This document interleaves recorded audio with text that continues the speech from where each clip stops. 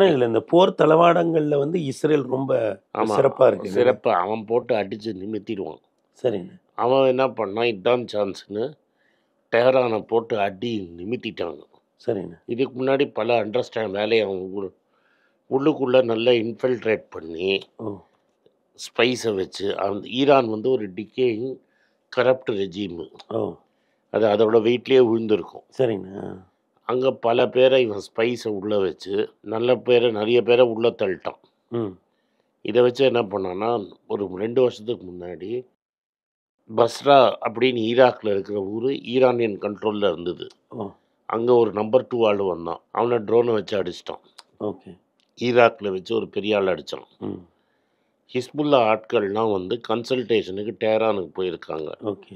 டெஹரான்லேயே ஒரு பில்டிங்கில் ம் ஈரானியன் ஊர்லேயே ஒரு பில்டிங்கை வச்சு ஹிஸ்புல்லா டாப் லீடர்ஷிப்பை பாம்பு அடித்து இவன் கொண்டுட்டான். அது மாதிரி அங்கங்கே ஈரானியன் லீடரை கொண்டுட்டான். ஓ ஸோ எந்த ஈரானியன் லீடர் எங்கே இருக்காங்கிறது அவனுக்கு பக்காவாக தெரியும். ஓ இப்போ வந்து முதல் நாள் குண்டு போட்டதில் ம் 8 டாப் 8 லீடரை அடித்து கொண்டுட்டான். Iranian leaders. Iranian army chief, IRA chief, Islamic republic revolutionary guards, ம் யார் அமெரிக்காட்ட போய் நெகோஷியேட் பண்ணுவான் அவனை மாதிரி 8 பேரை டாப் 8 பேரை தலையை போட்டான். ஓ அப்போ இப்படி ஒரு சண்டை வருங்கிறதுக்கு இஸ்ரேல் தயாராக இருந்தான். ஆள்லாம் உள்ளே வச்சு ஸ்பை போட்டு எல்லாம் பக்கா வச்சுருந்தான். ஓ இதில் வந்து அந்த கமேனின்னு ஒருத்தன் இருக்கான்ல, 86 வயசு ஸ்பிரிச்சுவல் லீடர், ஆமா. அவனை போடுறதுக்கு கூட இவன் ரெடியாக இருக்கான். அவனையும் போட்டுருவான். ஓ நெத்தன்யா கூட சொல்லியிருக்காருல இந்த நான் ரெடி அப்படின்னு. ட்ரம்ப் தான் அதை நிறுத்தி வச்சிருக்கிறதா பேச்சு. இப்போ வந்து எல்லா நியூக்ளியர் இடத்தையும் உடச்சிட்டான் ஒன்றை தவிர. ம் அதை மட்டும் என்ன பண்ணியிருக்கிறான், ஒரு மலைக்கு அடியில் ம் ஒரு 30 அடி, மலைக்கு அடியில் 30 அடி போட்டு அந்த இடத்துல அந்த சென்ட்ரல் ஃபியூகை வச்சுருக்காங்க. ஓ ஸோ அந்த அந்த குண்டு அந்த மலையை பேக்கிற அளவுக்கு அவங்கள்ட்ட குண்டு கிடையாது. ஸோ 30,000 டன்னு பாம்பு, பங்கர் பஸ்டர் அப்படிங்கிற குண்டு தேவைப்படும். ஓகேண்ணா.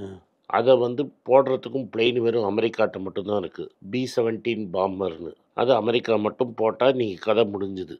ஓ ஸோ அது அமெரிக்கா மேலே ப்ரெஷர் இருக்குது அவனை அடிக்கணும்னு. ம் ஈரானால் வெறும் பேச்சு தானே தவிர இது வரைக்கும் பெருசாக ஒரு டேமேஜும் பண்ண முடியல. ஓ அப்படியாண்ணே. ஆமாம். ஆனால் ஈரானால் என்ன பண்ண முடியும்னா, ஸ்ட்ரெயிட் ஆஃப் ஹுர்முஸ் அப்படின்னு ஒன்று இருக்குது. ஓ மிடில் ஈஸ்ட்டுக்கும் ஈரானுக்கும் நடுவில் ஒரு சின்ன பாதை இருக்குது. ஓகே.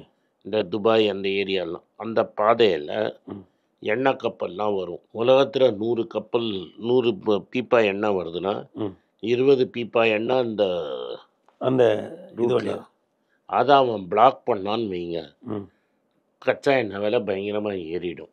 ஓகே. அதனால தான் இது இப்போ ஆல்ரெடி 10% மேலே ஏறிடுச்சு. ம் இன்னும் வந்து ஏறும், 120 வரைக்கும் ஏறும்னு ஜேபி மார்கன் சொல்கிறான். இவன் இதை மூடிட்டானா. இன்னும் இது வரைக்கும் அவன் மூடலை.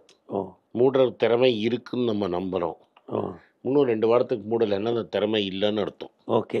ஓகே. ஆனால் முன்னாடி மூடி இருக்கிறான். ஆ இவன் போட்டு அடித்து நிமித்திட்டு இருக்கிறான். அண்ணா இப்போ டெஹ்ரானில் நடந்த அளவுக்கு சேதம் வந்து டெல் அவீவில் நடக்கலைன்னு சொல்கிறீங்க. டெல்லவியில் 10 குண்டு கூட விழலை பாஸ். அப்படியாண்ணே. ஆமாம், ஏதோ 4 பில்டிங் விழுந்துருக்குது.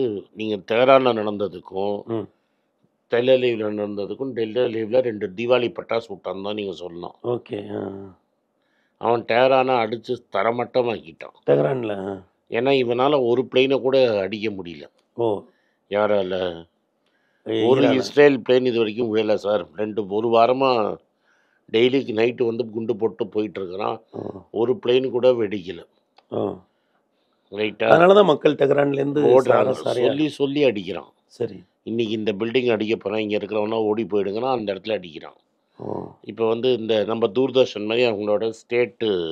ஆமாம், அது கூட சமூக வலைதளங்களில் பாப்புலர் ஆச்சு. ஆமாம், அந்த லேடி படிச்சுக்கிட்டே இருக்காங்க, அடிக்கிறான். ஸோ அவன் என்ன சொல்கிறான்னா, நான் சொல்லி குறி வச்சு அடிக்க முடியும் என்னால். ஓகேண்ணே. இந்த இடத்த நான் ஆக்கர் வச்சு இந்த பம்பரத்தில் சொல்லுவாங்க ஆக்கர் போடுறது, ஆமாம். அது மாதிரி போடுறான். ஓ சரிண்ணே. இது அவன் போடுறான்னா, ஈரான் என்ன பண்ணுறான்னா 100 ஏவனம் விட்டானா அந்த அயன் டோமை விட்டு 1-2 உள்ளே போய். அயன் டோம்ங்கிறது ஒரு பாதுகாப்பு ஏற்பாடாண்ணே. பாதுகார் மிசைல் வந்தால் அந்த மிசைலை இன்டர்செப்ட் பண்ணுறது. இவன் விடுற மிசைலை அவன் இன்டர்செப்ட் பண்ணும். ஓ ஈரான் 100 மிசைல் விட்டான்னா 95 மிசைல் அது இன்டர்செப்ட் பண்ணி 5 மிசைல் தான் உள்ளே போகுது. ஓ ஸோ அந்த 1000 கிலோமீட்டர் தள்ளி போகிற மிசைல் ஈரான்ட்ட அப்படிலாம் கிடையாது. ஓகேண்ணே. முன்னாடி என்ன பண்ணிட்டு இருந்தான்னா, ம். லெபனானுக்கு மிசைலை கொண்டு வந்து லெபனான்லேருந்து அடிப்பான். ஓ இப்போ லெபனான் தான் அவன் கையை விட்டு போயிடுச்சு. நீ எங்கே லெபனானுக்கு வந்து அடிக்கிறது? ஓ நீ லெபனான்லேருந்து அடிக்க முடியாது, காசாலேருந்து அடிக்க முடியாது, சிரியாலேருந்து அடிக்க முடியாது. இது எல்லாத்துலேயுமே ஈரானுக்கு ஆதரவாக இருந்த குழுக்கள் இப்போ இல்லை. அதனால தான் இவன் தைரியமாக அடிக்கிறான். ஓ இப்போ இவன் என்ன சொல்கிறான்னா, நெத்தன்யாஹூ அமெரிக்காவுக்கு அந்த குண்டை கூட அந்த மலையும் அடித்து முடிச்சிடுறாங்கிறான். ஓ அமெரிக்காட்ட கேட்குறான். ஆமாம், அந்த மலையை அடித்து முடிச்சிட்டான்னா ம்.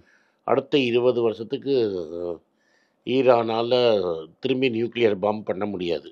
ஓ ரைட்டாக ஆல்ரெடி 2 சயின்டிஸ்ட் டாப் சயின்டிஸ்ட்டை கொண்டுட்டான் அவன். ஓ யார்? இஸ்ரேல். இஸ்ரேலா? அவன் என்ன சொல்கிறான், எனக்கு அந்த பங்கர் பாம்பு கொடு, ம்.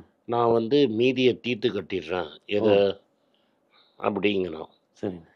இப்போ நீங்கள் இஸ்ரேலை ஒன்றும் பண்ண முடியாது. இதில் நம்மளுக்கு வருத்தமான என்னென்னா, இப்போ இந்த G7 என்ன சொல்லுதுன்னா, Israel has a right to defend it செல்ஃபுங்கிறான். ம். ஈரான் இஸ்ரேல் மேலே குண்டே போடல, ஆ இதில் என்ன right to defend itself? Okay. ரைட்டா? அது என்னென்ன அரசியல்? ஏன்னா அதை அப்படி சொல்கிறாங்க? ஏன்னா யூதவர்கள் தானே காசு வச்சிருக்கிறான். ஓ இன்னைக்கு நாடு உலக பொருளாதாரமே திக்காடின்னு இருக்கும்போது ஆ பணம்லாம் அவன் தானே வச்சிருக்கிறான். சரிண்ணே. அவன் ஆட்டி வைக்கிற மாதிரி தான் நீ பேசியானும். அதனால அவன் என்ன சொல்கிறான், Israel has the right to defend it செல்ஃபுங்கிறான். ஓகே. நான் என்ன சொல்கிறேன், ஈரானுக்கும் அந்த ரைட் இருக்குல்ல, ஆமாம். அதை நீ சொல்ல வேண்டியதானே. Ah if Israel has a right to defend itself, Iran also has a right to defend itself. ஓகேண்ணே. அதை பற்றி அவங்க பேசவே இல்லை. ஆனால் இப்போ இப்படி புரிஞ்சுக்கலாமாண்ணே, ஈரான் வந்து இந்த வெவ்வேறு அமைப்புகள் மூலம் இஸ்ரேலுக்கு இவ்வளோ நாளும் ஒரு நெருக்கடியை கொடுத்துட்டு இருந்தது. இஸ்ரேல் வந்து அந்த அமைப்புகளை எல்லாம் அழித்தொழித்த பிறகு இப்போ ஈரான் மேலே நேரடியாக. ஆமாம், பட் அந்த அழுத்தி விடுறதுக்கு காரணமே ஈரான் தான். ஏனாலண்ணே? ஈரான் போய் ஹமாஸை ஏவி விட்டு அந்த 700 பேரை அடிச்சிருக்கலன்னா இந்த போரே ஆரம்பிச்சிருக்காது. ஓ நெத்தன்யாஹூ எலெக்ஷனில் தோற்று போய் முடிஞ்சிருக்கும் கதை. ஓ நீ அந்த 700 பேரை அடித்ததை அவன் யூஸ் பண்ணி 3த்தையும் அழிச்சிட்டான். ஒன்று சிரியா தான் விழுந்துருச்சு, ம் லெபனானையும் காசாவையும் அவன் முடிச்சிட்டான். ஓ ஒன்று நேச்சுரலாக முடிஞ்சிருச்சு. நீ எக்ஸ்போஸ் ஆகிட்ட, ம் உன்கிட்ட குண்டு கிண்டு கிடையாது, உனக்கு அமெரிக்கா நிறைய வருஷமாக சாங்ஷன் போட்டு ஒன்றும் இல்லாமல் இருந்தது, அடித்து தரமட்டமாக ஆக்கிடுவான் அவனை. ஓகே. ஆனால் இப்போ இதை சொல்கிறத பார்த்தா, நாங்கள் இந்த அணு ஆயுதங்களை தேடி அழிக்கிறோம் அப்படின்னு சொல்கிறத பார்த்தா, முன்னாடி சதாம் ஹுசேன் காலத்தில் அமெரிக்கா. ஆனால் இவன்கிட்ட இருந்தது, சதாம் ஹுசேன்கிட்ட ஒன்றும் கிடையாது. ஓ இவன்கிட்ட இருக்குன்னு எல்லாரும் ஒத்துக்கிறாங்க. ஓ இவன் எந்த ஊரில் வச்சுருக்காங்கிறது கூட எல்லாருக்கும் தெரியும், எந்த மலைக்கடியில் இருக்குங்கிறது கூட எல்லாருக்கும் தெரியும். ஓ இவன் இல்லாததுக்கு குண்டு போடலை. எங்கே இருக்கு, பாகிஸ்தானில் எங்கே இருக்குன்னு எல்லாருக்கும் தெரியும், ஓகே. இந்தியாவில் எங்கே இருக்குன்னு எல்லாருக்கும் தெரியும். ஓ உங்களுக்கும் எனக்கும் வேணா தெரியாமல் இருக்கலாம், தெரியும். உலகத்தில் இருக்கிற எல்லா முக்கால்வாசி பேருக்கு தெரியும் அந்த மலையில் இவ்வளோ அடியில் அந்த இடத்துல இருக்குன்னு தெரியும். ஆனால் இப்போ இந்த போரை முடிக்கிறதுக்கு ஏதாவது நாடுகள் வந்து பேச்சுவார்த்தை என்ன நடக்குதா? பேச்சு? அவன் தான் சொல்லிட்டானே, முடிக்கவே மாட்டேன், நான் அடித்து நிமித்திட்டு தான் விடுவேன்ட்டான். நெத்தன்யாஹூ சொல்லிட்டான் 3 வாரத்துக்கு. எனக்கு ஏதாவது இவன் திரும்பி ஒன்றாவது இவன் பிளேனை இறக்கினா பரவாயில்ல, ஓ ஒரு பிளேனை கூட இவனால் வீழ்த்த முடியல. நினச்சா வரான், குண்டு போடுறான், போகிறான், நினச்சா வரான், குண்டு போட்டால் ஓடி போயிடுறான். ஓ மக்களே தெரிச்சரிச்சு ஊரை விட்டு ஓடுற அளவு அடிச்சிட்டான்ல. இன்றைக்கி ட்ரம்ப் என்ன சொல்கிறான், ம் டெஹரானை விட்டு ஓடி போயிடுங்க, நாங்கள் டெஹரானில் என்ன பண்ணோம். அவன் நீங்கள் கிரவுண்டில் வந்தால் தானே நீங்கள் சண்டை போடுவீங்க. ஆ அவன் பிளெயினில் வச்சு தான், ஈரான்கிட்ட பிளெயினே இல்லையே. ஓகேண்ணே. இது வரைக்கும் ஒரு பிளெயின் வந்து இஸ்ரேலில் குண்டு போட்டதுன்னு கூட இல்லையே. ஓ நீங்கள் என் மிசைல் தானே அடிக்கிற, ஆமாண்ணே. அவன் டெய்லி பிளெயினில் வந்து தானே குண்டு போடுறான். ஆனால் நேத்தன்யாகுவை நீங்கள் எப்படி நான் மதிப்பிடுறீங்க? இப்போ இவ்வளவு காசா அப்படி அவர் செய்திகளில் தொடர்ந்து அவர் வந்து மோசமான ஆள், சர்வாதிகாரி. சரிண்ணே. உலகத்தில் இது எப்படியுமே லிபரல். நம்ம ஈரான் ரைட்டு தப்புன்னு நம்ம சொல்ல முடியாது. ஆ பட் அவனுக்கு அவனோட ஊரில் அவனோட ரைட்ஸ் இருக்குது. ரைட்டுங்களா? ஓகேண்ணே. எனக்கு ஒருத்தரை பிடிக்கலங்கிறதுனால நான் அடித்து நிமித்த முடியாது. ஓகேண்ணே. உங்களுக்கு நான் சொல்கிறது புரியுதா இல்லையா? புரியுதுண்ணே. பட் இதோட எல்லா மைய காலமே இங்கிலாந்து 100 வருஷத்துக்கு முன்னாடி பண்ண தப்பு. அதாவது இங்கே இவங்களை உட்கார வச்சது. ஜூஸை இவங்களை உட்காத வச்சது தான் தப்பு. ஓ அதில் இருந்து தான் இன்னைக்கு இவ்வளோ அவ்வளோ பெருசு. அந்த ஜூஸை உட்காத வச்சிருக்கலன்னா வெறும் சுன்னி சியா சண்டையோட போயிருக்கும். ஓ இப்போ மூணாவதாக ஒரு ஃபோர்ஸ் வந்து அது 3 ரொம்ப. பேரும் அடிச்சுக்கிறாங்க. ஆனால் இது இது இந்த நிகழ்ச்சியோட இறுதி கேள்வியா, இது உலக பொருளாதாரத்தில் என்ன மாதிரி தாக்கத்தன்னை? கச்சா எண்ணெய் விலை எவ்வளோ ஏறும்னு பொறுத்திருக்கு. கச்சா எண்ணெய் விலை முன்ன மாதிரி தாக்கம் இல்லை, ஏன்னா எலக்ட்ரிக் கார் நிறைய வந்துருச்சு. கச்சா எண்ணெய் விலை $100 தொட்டுடுச்சுன்னா ரூபாவோட மதிப்பு ஆல்ரெடி நீங்கள் பார்த்தீங்கன்னா ஒரு 60-70 பைசா இறங்கிடுச்சு. சரிண்ணே. $100-120 போச்சுன்னா ரூபாவோட மதிப்பு இன்னும் இறங்குங்கிறது பெருசு. ரூபா மதிப்பு அந்தந்த கரன்சியோட மதிப்பு இறங்கும். சரி. ட்ரம்ப்புக்கு ஏன் கவலை கிடையாதுன்னா அவங்க ஊர்லேயே எண்ணெய் இருக்குது. அதனால் இது எண்ணெய் தான் இதில் பெரிய உலகத்தில் இருக்கிற பெரிய ப்ராப்ளம் என்னென்னா எண்ணெய். ரெண்டாவது ஈரான் என்ன பண்ணிட்டான், அவனோட ஏர் ஸ்பேஸை க்ளோஸ் பண்ணிட்டான்.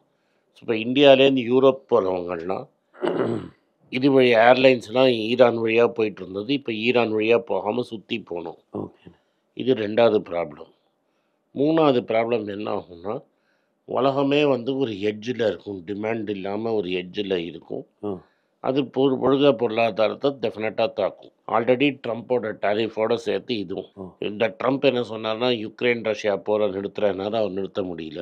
இப்போ இது இன்னொரு போரை ஆரம்பிச்சிருச்சு. ஆனால் இந்த ஒரு பொருளாதாரம், சந்தை, இதையெல்லாம் தாண்டி சர்வதேச அரசியல், அதற்கு பின்னால் இருக்கக்கூடிய நுட்பமான விஷயங்களை எங்களோடு மிகவும் ஆழமாகவும் விரிவாகவும் பகிர்ந்து கொண்டதற்காக எங்களது உளமார்ந்த நன்றி.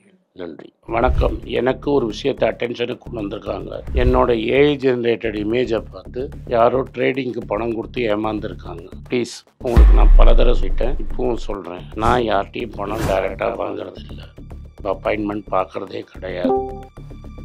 அதனால் என்னை பார்க்கலான்னு யாராவது காசு கேட்டாங்கன்னா இல்லைன்னு சொல்லிவிடுங்க. அடுத்தது ஒரு இமெயில் ஐடி இருக்குது, அதில் போட்டால் எங்கள் டீம் கான்டாக்ட் பண்ணுவாங்க. அது டைம் ஆகுதுன்னா வினோதோட இன்ஸ்டாகிராம் அக்கௌண்ட்டில் வினோத்தை மெசேஜ் பண்ணுங்க. அவன் என் தம்பி, அதுலேயும் அவன் காசு கேட்க மாட்டான். காசு கேட்குறாங்கன்னா ஏமாறுறீங்க. யார் என்ன சொன்னாலும் கம்பெனிக்கு செபி அல்லது ஐஆர்டிஏ அல்லது ஆர்பிஐ ரெஜிஸ்ட்ரேஷன் இருக்கணும். இந்த 3 ரெஜிஸ்ட்ரேஷன் ஏதாவது இருந்தால் தான் உங்களோட பணத்தை நீங்கள் கொடுக்கணும். நீங்கள் இன்கேஸ் ஆஃப் இன்சூரன்ஸ் டைரெக்டாக இன்சூரன்ஸ் கம்பெனிக்கு தான் கொடுக்கணும். இன்கேஸ் ஆஃப் ட்ரேடிங் நீங்களே புரோக்கர்கிட்ட போட்டு ட்ரேட் பண்ணணும். மியூச்சுவல் ஃபண்டும் கம்பெனிக்கு தான் கொடுக்கணும். த்ரூ எக்ஸ்சேஞ்சு நீங்கள் வாங்கிக்கலாம். இதெல்லாம் எதுக்கு நான் உங்களுக்கு சொல்கிறேன்னா, யாரையாவது சொல்கிறாங்கன்னு நம்பி ஏமாறாதீங்க. உங்களுக்காக நான் ட்ரேட் பண்ண முடியாது, அது இல்லீகல். நான் ட்ரேடும் பண்ணுறது கிடையாது. அதனால் ட்ரேடிங் ப்ராஃபிட் பண்ணி தரேன்னு சொல்கிறது ஏமாத்தல். எனக்கு ட்ரேடிங் பண்ண தெரியாது. என் பேரை சொல்லி ட்ரேட் பண்ணி உங்களுக்கு ப்ராஃபிட் ஷேரிங்னா ஃப்ராடு, ஏமாற்றம். நான் யார்கிட்டையும் காசு கேட்கல, கேட்கவும் மாட்டேன்.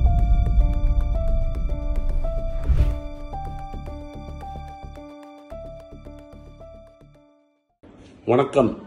இது ஆனந்த் ஸ்ரீனிவாசன். இது என்னோட பர்சனல் சேனல். மணி பேச்சுக்கு தனியாக ஒரு சேனல் இருக்குது, அது டெலிகிராஃப் சேனல். இது என்னோட பர்சனல் சேனல். நான் என்ன நினைக்கிறேன், நான் தத்துவ பேச்சை பற்றி என்ன பேசுகிறேன், நான் பொருளாதாரத்தை பற்றி என்ன நினைக்கிறேன், ஜென்ரல் பொருளாதாரத்தை பற்றி நினைக்கிறேன், என் ஐடியாலஜியை பற்றி நான் என்ன நினைக்கிறேன், என்னோடய ஃபிலாசபி, என்னோட நம்பிக்கை, ரமண மகரிஷி, சார்லி மங்கர் பற்றிலாம் என்ன நினைக்கிறேன்னு இதில் பேசுவேன். இதில் வீடியோ அப்டேட் அப்பப்போ வரும். நீங்கள் சப்ஸ்கிரைப் பண்ணிங்கன்னா என்ன நீங்கள் பர்சனலாக ஃபாலோ பண்ணுறீங்க. இது மணி பேச்சு இல்லை, இது இன்வெஸ்ட்மெண்ட் இல்லை.